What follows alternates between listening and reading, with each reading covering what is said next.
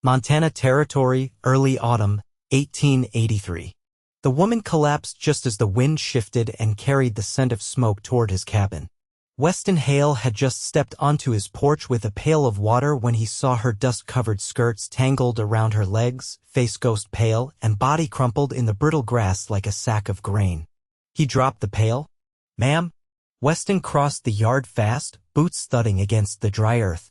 "Ma'am, can you hear me?" Her chest moved. "Barely." He crouched beside her, brushing russet hair from her cheek. Her skin was hot, lips cracked. She had walked too far without food or water. Her fingers were scraped and bleeding, and her dress was torn at the hem. He slid an arm beneath her knees and shoulders and lifted. She was light, too light. Inside, the cabin was cool and dim, the stone hearth still cold from the night before. He laid her on his cot and fetched the last jar of spring water from the shelf, easing a few sips between her lips. She stirred when the water touched her tongue, then coughed and shifted restlessly. He pulled the quilt over her. "You are safe now." She whispered something too faint to catch. Weston leaned in closer. "My children." He stilled. "What happened?" She blinked, brown eyes cloudy. They were gone when I got back. The wagon was tipped. I do not know where they went." "How many?" he asked. "Two. Ruth and Reuben." Her voice cracked. "I left them only for an hour. I needed to find water."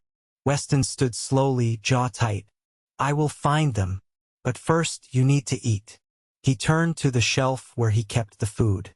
2 jars of beans, half a sack of flour, some dried venison, and 1 final loaf of bread, baked 2 days ago. He took down the loaf, wrapped it in a cloth, and brought it to her. She blinked again as if seeing him for the first time.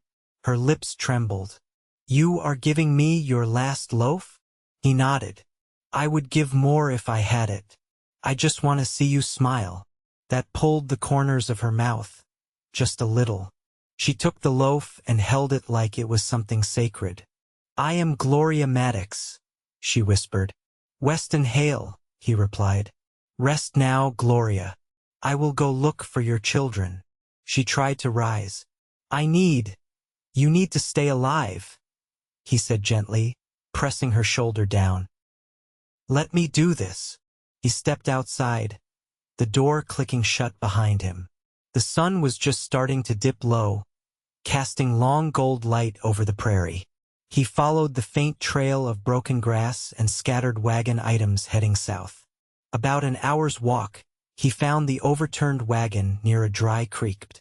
No sign of the children, but he saw tracks, small barefoot prints in the dirt, leading into the cottonwoods.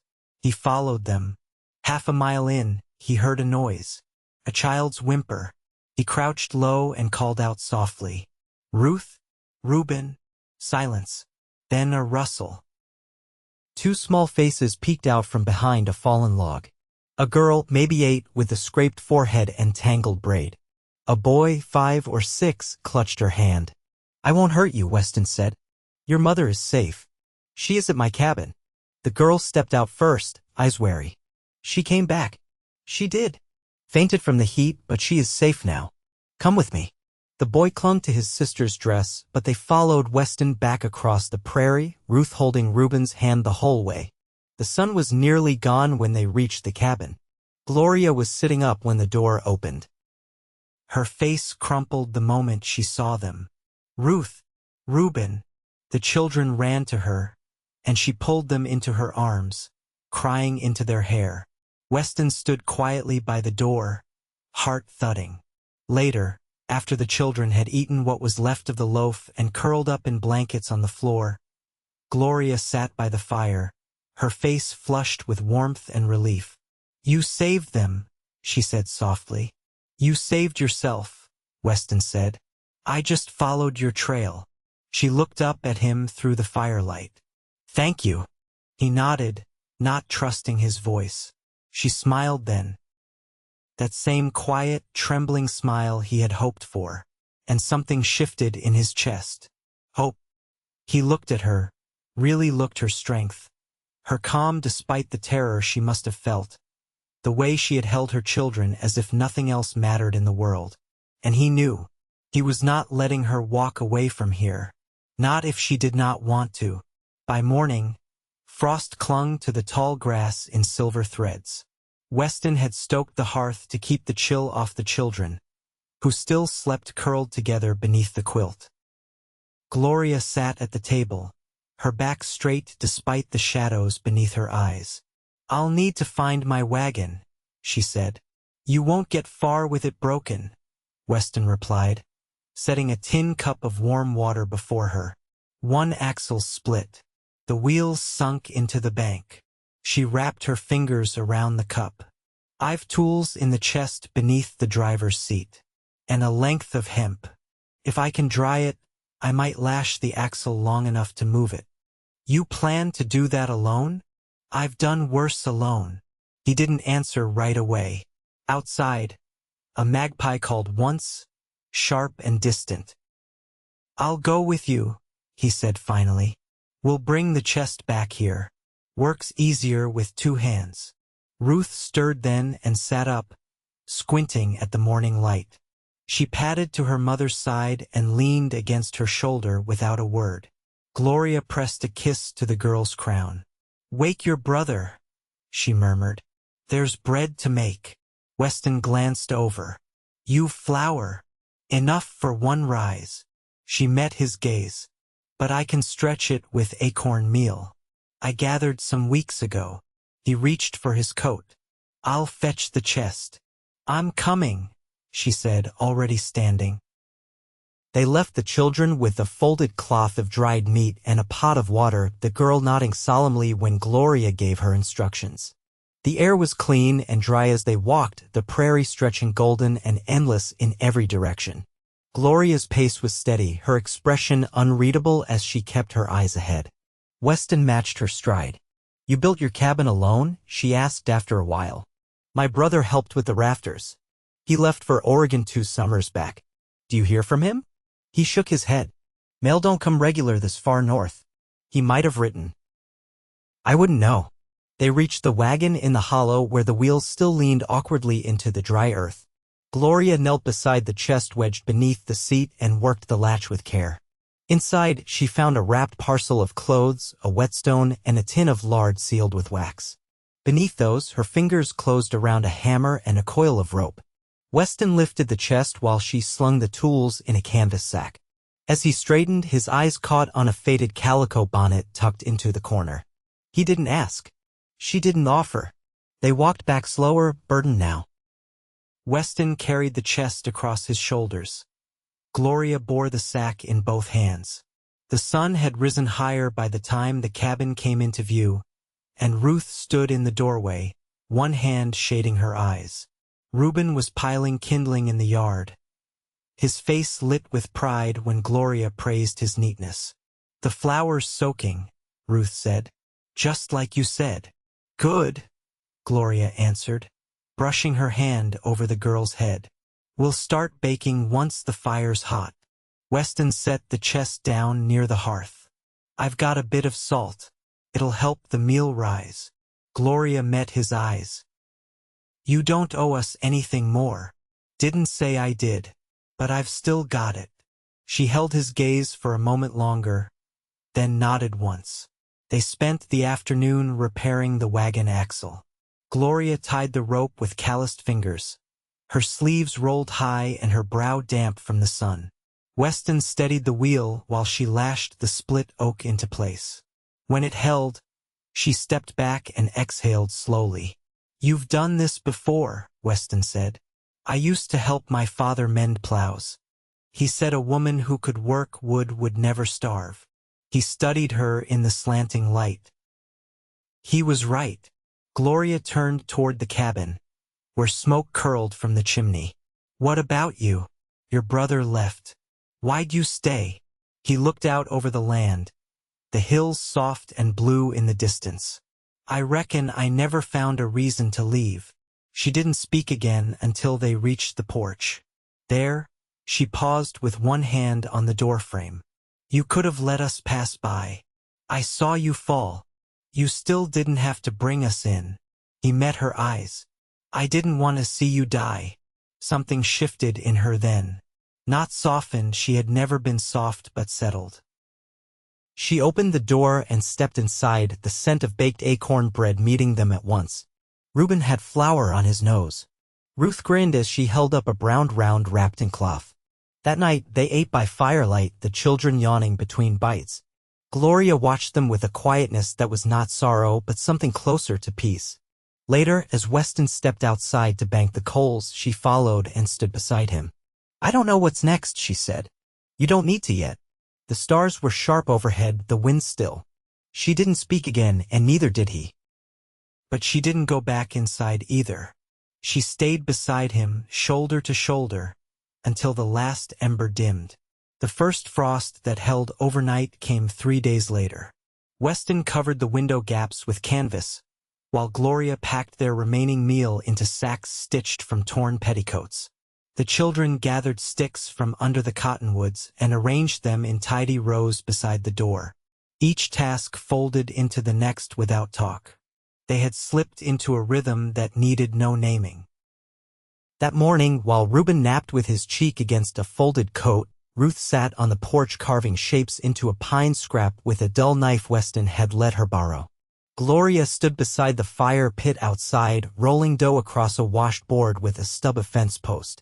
Weston watched her from where he split kindling. You plan to stay long? He asked, not looking up as his axe struck home. I can cook through the week and keep your stores turned. After that, I'll need to find a place for the children before snow sticks. He tapped the axe against a knot. You aiming for Helena? My brother's widow settled near Belt Creek. If she's still there, she might take us in. And if she's not? Gloria brushed flour from her hands and looked past the tree line. Then I'll figure the rest from there. He leaned the axe against the post and wiped his palms on his trousers. You ever worked with stock? I can milk, mend tack, and I've trained a dog team once. Why? I've got 3 head and no one to check the fence line come thaw. You could stay through winter. Just till road's clear. She studied him, brow slightly furrowed. You offering out of need or pity? Neither, he said. You've got sense. And the way Reuben watches you, he'd follow you into the river if you asked. Her mouth lifted, not quite a smile. He's stubborn like his father. You speak of him often? Not anymore, she said, lifting the dough gently. He died in a fever camp near Wichita. Never saw Reuben walk. Weston didn't press.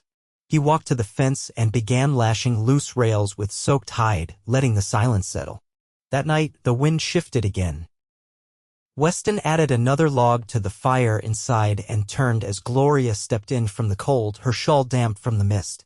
Ruth says you had a brother, she said. What happened before he left?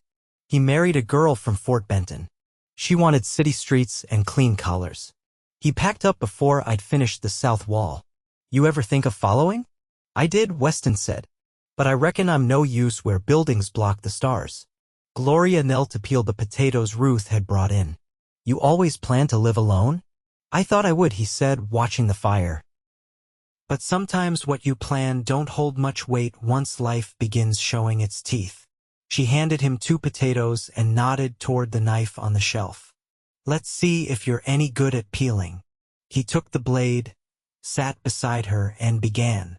She watched his hands, then bent to her own work. I've never had a man make offers without asking something back, she said after a long while. I'm not asking, he said. I'm offering. She didn't answer, but she didn't move away either. That night, Ruth curled against Gloria on the cot, and Reuben slept sound against Weston's rolled coat. Weston sat by the fire, listening to the wind pull at the corners of the roof. Gloria came to sit across from him, shawl wrapped tight, her feet bare against the worn rug. I was 16 when I married, she said. I didn't know what I wanted, only what I feared being left behind. I was 20 when I came here. Thought I'd build a place that wouldn't shift under my feet. She looked at him then, her eyes soft but steady. I don't know if I can offer much. I've lost more than I carry. I'm not asking for much, he said. Just a reason to keep building. The fire popped. Ruth stirred once, but didn't wake. Gloria reached for the mug beside her, took a sip and set it down. Her hand stayed on the table, half-curled, palm up. Weston didn't speak. He only reached across and rested his hand over hers, warm and sure. She didn't pull away. The first snow came light, a dusting that settled in the furrows of the field and along the porch rails. Ruth pressed her palm to the frost-laced window before breakfast. Weston watched her from the table, a tin cup between his hands, steam rising slow in the quiet. Gloria was already outside rinsing potatoes in the creek that hadn't frozen solid yet. She'd taken to rising before full light, slipping out with her shawl and basket before the children stirred. Weston didn't ask where the habit came from, he only made sure the fire was burning when she returned. That morning, he found her threading strips of boiled hide through the lattice of the chicken coop, tightening the gaps against the cold. "You're up early," he said. "There's a fox," she answered. "Tracks all around the far side. It'll come again if it thinks we're careless." He crouched beside her and helped knot the last strip. "I'll set snares near the tree line." She stood and brushed her palms clean. "Keep them high. Ruth wanders when her thoughts are heavy." As he gathered the snares from the shed, he glanced toward the cabin and caught a flicker of movement. Reuben was at the window, face pressed to the glass, watching them. Later, while Gloria stirred a pot of beans on the hearth, Weston handed her a folded square of paper, corners softened from handling. She took it without asking and opened it carefully. "It's a land claim," he said. 80 acres. Filed under my name 8 years ago." Her eyes didn't lift. "Why are you showing me this?" "I want to add yours. And the children's." She set the paper on the table, fingers resting lightly on the edge. "You understand what that means." "I do. You've known me less than 1 season. I've known the way you move through a room without noise, how you settle a child's fear without a word, how you mend what's broken without complaint." "That's enough." She looked at him then, really looked, and something in her face eased, not soft, not uncertain, but open. "You're asking me to stay." "I am. You're offering more than bread this time." He nodded. "I'm offering the whole winter.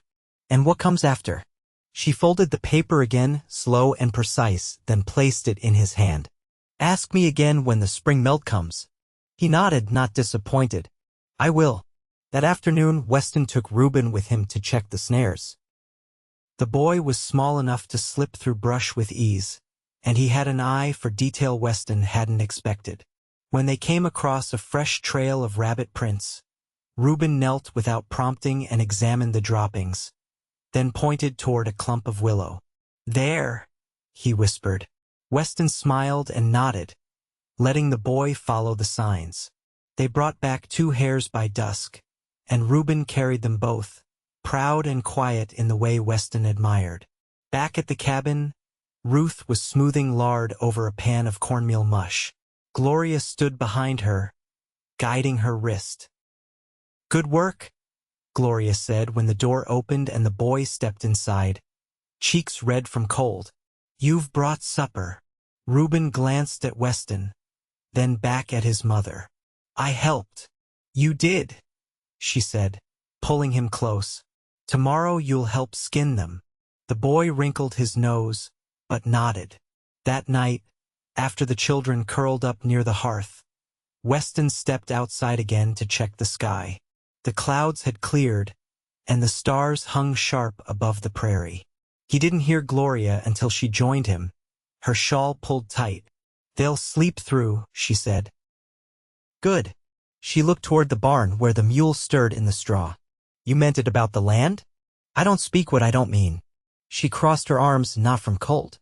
"I've never been offered something without cost." "There's cost," he said simply.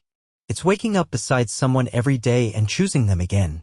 It's work and weariness and patience." She tilted her face toward the wind. "Then maybe it's a cost I can carry."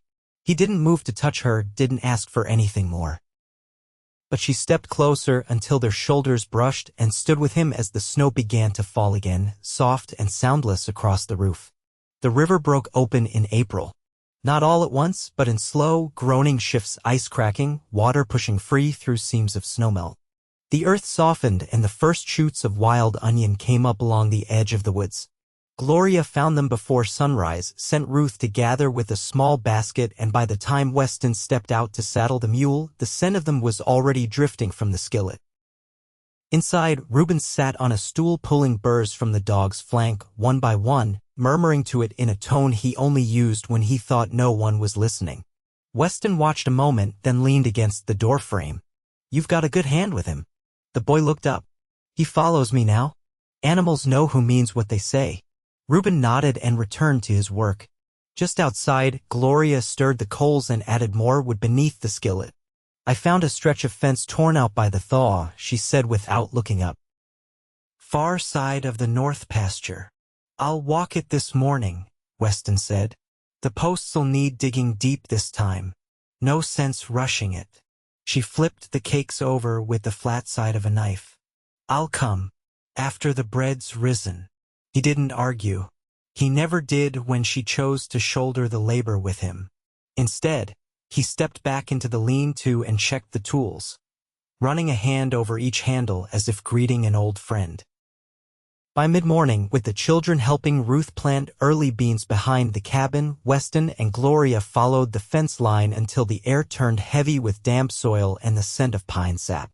The ground squelched under their boots, and where the posts had loosened, water pooled at the base. He knelt to test a beam's hold, but Gloria was already beside him, pulling the spade from the pack and digging wide. "I used to think spring was a false promise," she said after a while, not looking up. Weston paused. "Because it never lasted? Because it came whether you were ready or not. It pushed up green things and expected you to go on living." He straightened, brushing earth from his palms. "You ever feel like it asked too much of you?" She met his eyes. "I did. Until now." They worked in silence after that, side by side, until the post stood firm and the wire stretched taut again. On the walk back, she slowed near a cedar grove, fingers trailing the low branches. "Reuben asked me this morning if he could stay." Weston kept his voice even. "And what did you tell him?" "I told him he already had." The wind picked up, warm and full of birdsong. That evening, while the children gathered moss to pack beneath the coop eaves, Weston brought out the ledger. Gloria sat across from him, sleeves rolled, reading each line with careful eyes. "The western slope," she said, tapping a page. "That's where the soil holds best. Water runs just slow enough. You're thinking of planting? If we're staying, we'll need more than what the woods can offer." He closed the ledger and leaned forward. "You are staying?" "I am," she said. "But not as a helper. Not as a guest. I wouldn't ask you to be either." She stood and crossed to the hearth where the bread had cooled against a cloth. She wrapped it gently, then turned. "I'd ask only this," she said.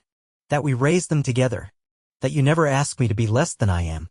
He rose and walked to her, not rushing, not hesitating. His hands closed over hers where they held the bread.